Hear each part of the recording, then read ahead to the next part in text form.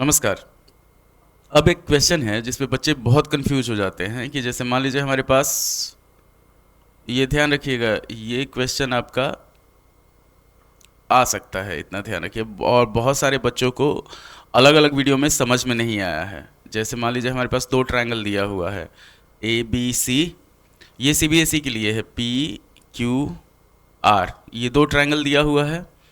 अब इस ट्रायंगल में क्या दिया हुआ है कि गिवन है आपके पास, ये मान लीजिए हमारे पास ए डी जो है ये मीडियन है, और पी एम जो है ये मीडियन है। मतलब क्या है कि डी जो है बी सी का मीड पॉइंट है, और एम जो है वो क्यू आर का मीड पॉइंट है। तो यहाँ पे दिया हुआ है हमारे पास कि A B by P Q, A C by P R, and A D by P M. ये दिया हुआ है, तीनों इक्वल दिया हुआ है। हम लोग को प्रूव करना है, to prove triangle A B C जो है वो सिमिलर है ट्रायंगल पी क्यू आर के। तो एक चीज़ ध्यान दीजिए, इसमें क्या क्या दे रहा है, ए बी ए सी और पी क्यू पी आर और ए डी दे रहा है। तो कोई लिंक नहीं इसमें बैठ रहा है हम लोग के पास। तो हम लोग क्या करेंगे, इसमें हम लोग कंस्ट्रक्शन करेंगे। कंस्ट्रक्शन होगा, और बहुत आसान क्वेश्चन है, इतना ध्यान दीजिएगा सिर्फ। कंस्ट्रक्शन होगा कि ए डी को बढ़ाया जाएगा मान लीजिए ई तक, ऐसे बढ़ाया जाएगा कि ए डी और डी ई जो है वो इक्वल है, और पी एम को बढ़ाया जाएगा एन तक, ऐसे बढ़ाया जाएगा कि पी एम और एम एन जो है वो इक्वल है। इसको मिला दिया गया और इसको मिला दिया गया, ये चीज़ ध्यान दीजिएगा। अब यहाँ पे कंस्ट्रक्शन में हम लोग लिखते हैं कि ए डी इज एक्सटेंडेड, बहुत आसान क्वेश्चन है, up to E such that A D is equal to D E, A D is equal to D E. ठीक, और उसी तरह से पी एम इज एक्सटेंडेड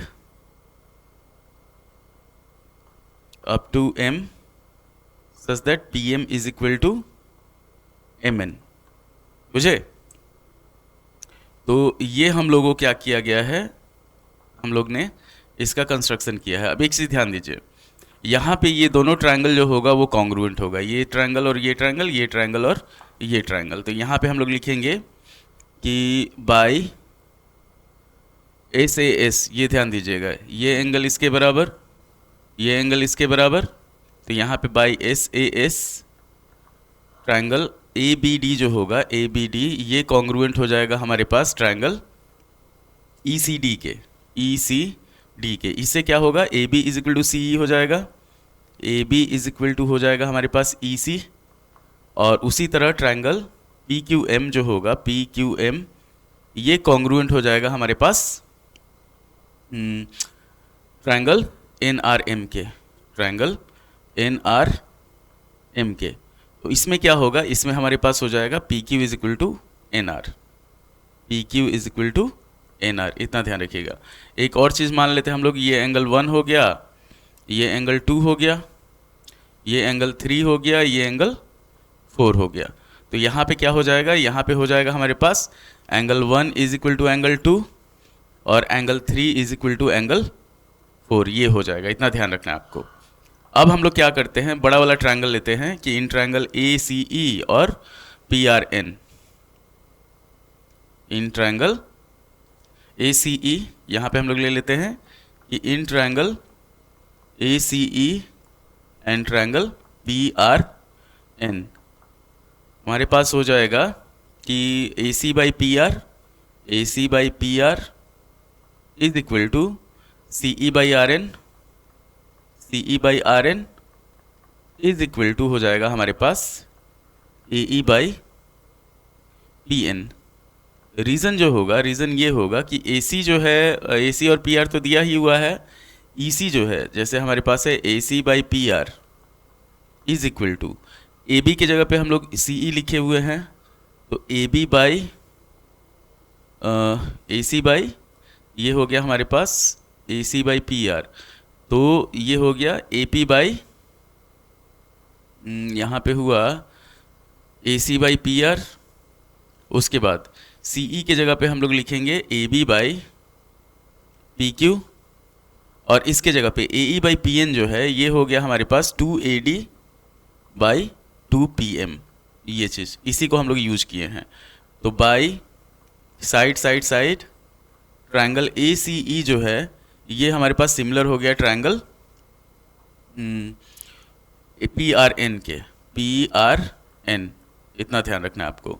तो जब ये सिमिलर हुआ तो क्या हुआ हमारे पास, ये वाला एंगल और ये वाला एंगल इक्वल हो जाएगा, ये x होगा तो ये भी हमारे पास x हो जाएगा। अब यहाँ पे ध्यान दीजिएगा, और angle 4 is equal to angle 2 हो जाएगा। तो इसको हम लोग करते क्या हैं,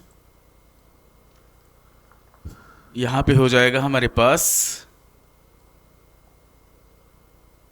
angle EAC is equal to angle NPR, angle EAC is equal to angle NPR, इसको हम लोग मान लिए x के बराबर, और angle 2 is equal to angle 4 हो जाएगा, इतना ध्यान रखिएगा।